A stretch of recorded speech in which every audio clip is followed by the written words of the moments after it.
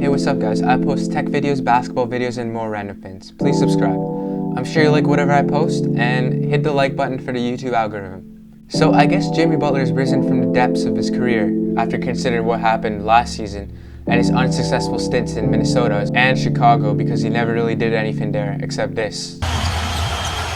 James for the win! It's gone! LeBron James! But this year he came back and led the Heat to the finals, where they were Danny Green's shot away from a gentleman's sweep. I believe that in a matter of one season, Jimmy Butler went from slightly overhated to very overrated.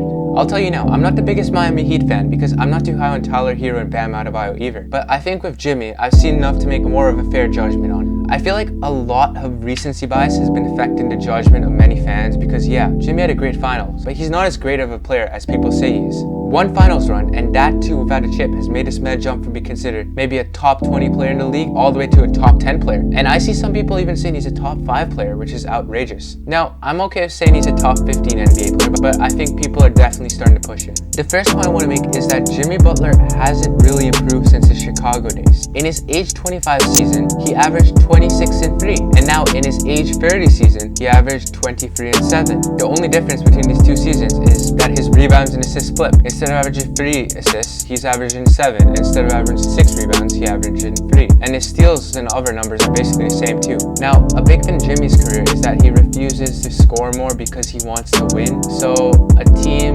is better if their star refuses to score. It's not like Jimmy even gets a crazy amount of assists either. Plus, his defense isn't even as good as his Chicago days. So I don't see how people can praise him for these things so much. I saw people posting with a stat that the Heat started the season 9-0 when Jimmy shot less than 11 shots, and they were praising him. Does that show that the Heat are better with Jimmy or without him? This is honestly one of the stupidest things I've seen. I feel like if Jimmy Butler put up this stat line, people would still be happy. It just doesn't make any sense. You know who else helps his team by doing the bare minimum? CJ Watson. And he helped his team get pretty close to winning. I'm just gonna put this Kawhi quote here that I saw recently.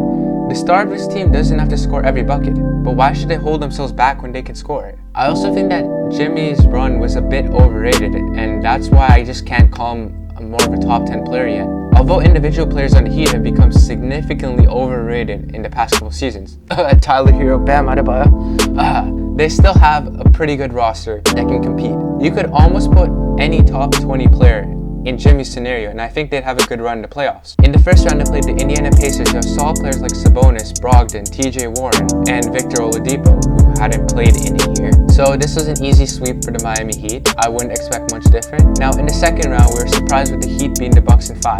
Giannis was injured in Game 3 and wasn't really the same for the rest of the series.